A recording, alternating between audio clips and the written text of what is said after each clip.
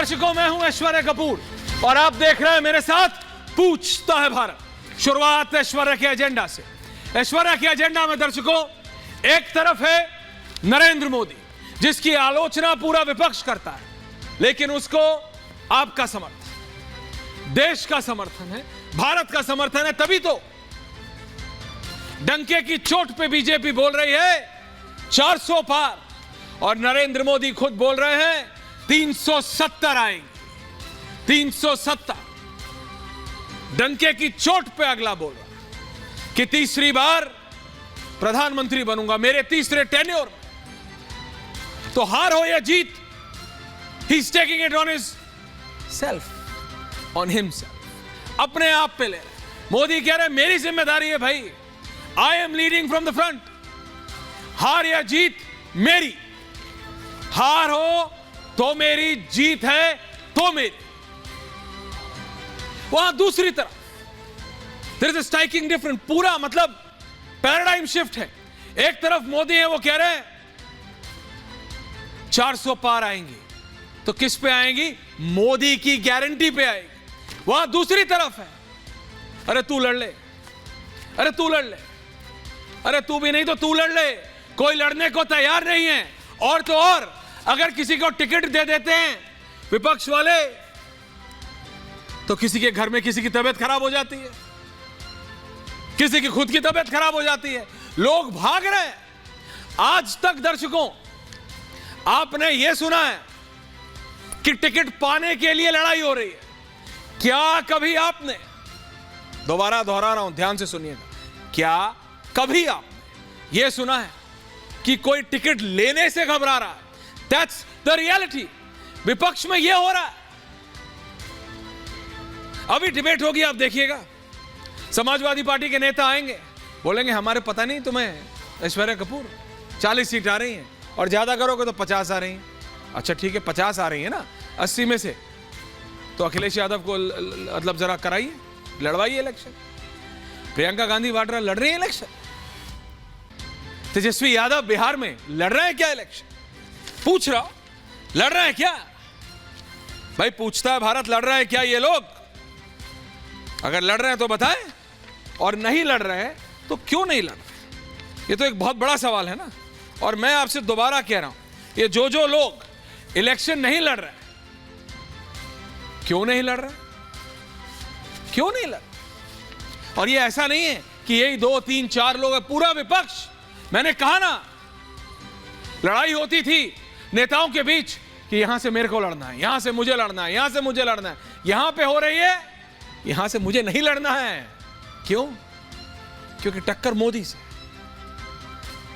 टक्कर मोदी से। बीजेपी अगर बोलती है कि अब की बार 400 पार या वो 400 सीट लाएंगे 370, तो विपक्ष कह तो देता है कि भाई इनका ओवर कॉन्फिडेंस है। लेकिन आप मुझे बताइए, कांग्रेस के राष्ट्रीय अध्यक्ष साहब खड़गे जी बहुत वरिष्ठ नेता है, क्या वो लड़ रहे हैं? क्या वो लड़ रहे हैं? पूछता है भारत। जवाब आपको भी पता है, मुझे भी पता है। सोनिया जी, उनकी एज, उनकी हेल्थ उनके साथ नहीं है, चलिए गिवन। और बाकी सब, प्रियंका वाड्रा यात्रा में तो राहुल जी के साथ कभी कभी कहीं कहीं दिख जाती हैं, जब राहुल जी यात्रा में होते हैं, जब वो लंदन में नहीं होते हैं। कहां है? नहीं।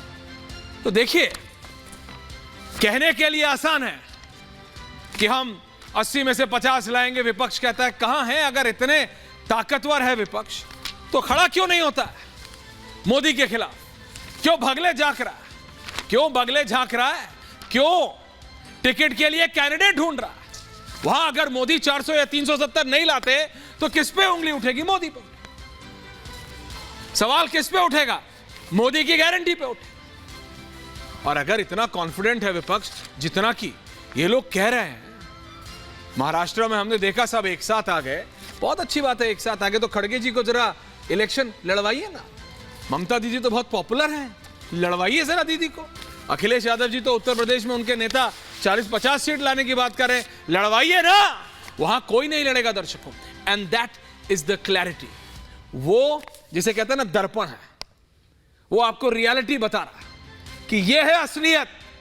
कौन कितने पानी में है ये इलेक्टोरल पॉलिटिक्स में ही पता चलता है। नहीं तो क्या सुना है कभी आपने, कांग्रेस जैसी पार्टी किसी को टिकट दे, अपने ही नेता को टिकट दे, और वो नेता बोले जी मेरा मन नहीं है, घर में थोड़ी दिक्कत चल रही है, मैं इलेक्शन नहीं लड़ूंगा।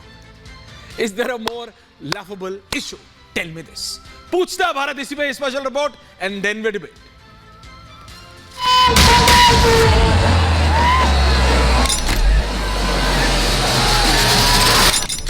इंडी अलायंस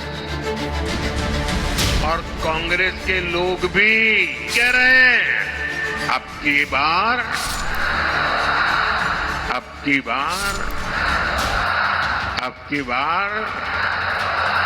आने वाला 24 साल में इलेक्शन में वो नहीं जीतेंगे, नहीं आएंगे।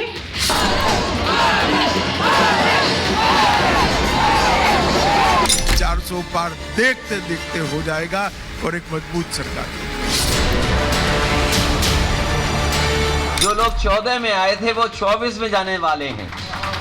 तीसरी बार मोदी सरकार, अब की बार 400 पार। अगर इंडिया अलायंस टिक गया तो 2024 में इनकी सरकार दोबारा नहीं बनने वाली।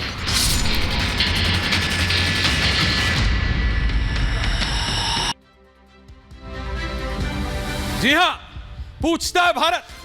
पंकज शर्मा जी, भाटी जी, शरद प्रधान जी मेरे साथ, भारतीय जनता पार्टी के राष्ट्रीय प्रवक्ता शहजाद पूनावाला भी जुड़ रहे हैं, और उधर हर्षवर्धन जी जुड़ेंगे।